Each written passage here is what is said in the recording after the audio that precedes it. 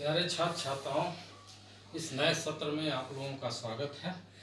जैसा कि आप लोग जान रहे हैं कि इस समय वैश्विक महामारी के कारण हम लोगों को आदेश हुआ है कि हम लोग घर से ही ऑनलाइन आप लोगों को शिक्षा दिया जाए, क्योंकि आप लोगों का सत्र 1 अप्रैल से ही शुरू हो जाता है और इस तरह से बीमारी के कारण विद्यालय बंद होने की वजह से आप लोगों को 1 तारीख से शिक्षा नहीं दे पाए हम लोग।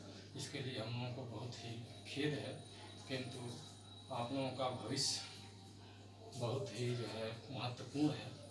इस वजह से हमारे प्रांत की सरकार ने ऐसा निर्णय लिया है कि आप लोगों को ऑनलाइन शिक्षा दिया जाए। प्यारे बच्चों, हमको आप लोगों के क्लास में सामाजिक विज्ञान पढ़ाना है और आप जानते हैं कि सामाजिक विज्ञान 4 विषयों को मिला करके बनाया गया है, जिसके अंतर्गत हमको इतिहास के बारे में भी आपको बताना है, भूगोल के बारे में भी बताना है, नागरिक शास्त्र के बारे में भी बताना है और अर्थशास्त्र के बारे में भी बताना है। इन चारों विषयों को मिला करके सामाजिक विज्ञान एक विषय बनाया गया है, इसीलिए इसको 4 यूनिट में बांट दिया गया है।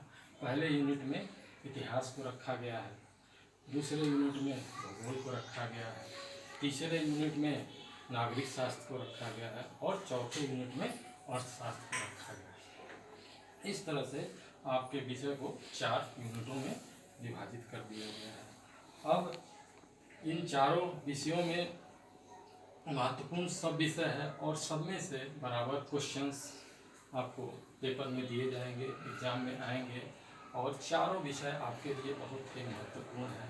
आप अभी से इन विषयों का गहन अध्ययन करेंगे तो भविष्य में इन विषयों से जिस भी कंपटीशन में आप बैठेंगे, यहाँ तक कि अगर सिविल सर्विस वगैरह में भी बैठेंगे तो इन विषयों से काफ़ी आपको मदद मिलेगी और काफ़ी क्वेश्चंस आपको इससे हल करने में आसानी होगी।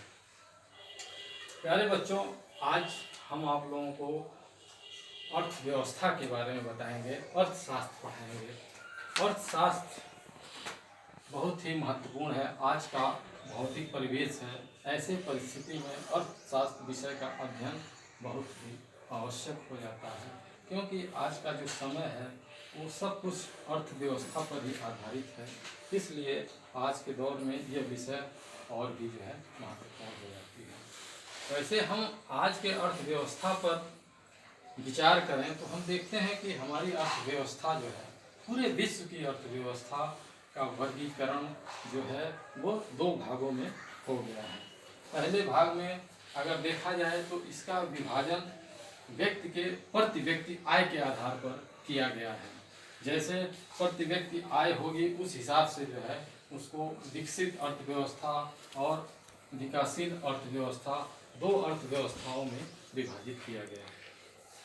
किंतु एक बहुत ही महत्वपूर्ण अर्थशास्त्री सैमुएल्सन ने कहा है कि अर्थव्यवस्था का विभाजन जो है करना विकसित और विकासशील में करना बहुत ही कठिन है, लेकिन कुछ आधुनिक अर्थशास्त्रियों एवं संयुक्त राष्ट्र संघ ने कुछ ऐसे मापदंड निर्धारित किए हैं जिनके आधार पर विश्व की अर्थव्यवस्था को हम 2 भागों में विभाजित कर सकते हैं, 2 वर्गों में बांट सकते हैं। पहला वर्ग है विकसित अर्थव्यवस्था और दूसरा विकासशील अर्थव्यवस्था। अब इन मानदंडों को जो दिया गया है वो निम्नलिखित मानदंड हैं, जिनके आधार पर इनको 2 वर्गों में विभाजित किया गया है। पहला क्या है? पहला जो है प्रति व्यक्ति आय के आधार पर, व्यक्ति की प्रति व्यक्ति आय क्या है, उस देश के व्यक्तियों की प्रति व्यक्ति आय क्या है, इसके आधार पर। दूसरा जो है वहाँ के जो है सामाजिक जीवन स्तर, उनके जीने के स्तर को क्या कमी है, क्या अधिकता है, इसके आधार पर। दूसरी बात, वहाँ के लोगों के शिक्षा का स्तर कैसा है, वहाँ के लोगों की बेरोजगारी कैसी है, कितनी बेरोजगारी है, औद्योगिकीकरण की क्या कमियाँ हैं, कृषि क्षेत्र में कितना पिछड़ापन है, और जो है वहाँ की जो है तकनीकी का कैसा मतलब डेवलपमेंट है, तकनीकी का डेवलपमेंट के आधार पर और सामाजिक संस्थाओं के आधार पर और और जनसंख्या की वृद्धि भी इसमें बहुत बड़ा कारण है इन दो वर्गों में विभाजित करने में। इस तरह से हम देखते हैं कि विश्व की अर्थव्यवस्था दो भागों में विभाजित इन मानदंडों के आधार पर किया जा सकता है।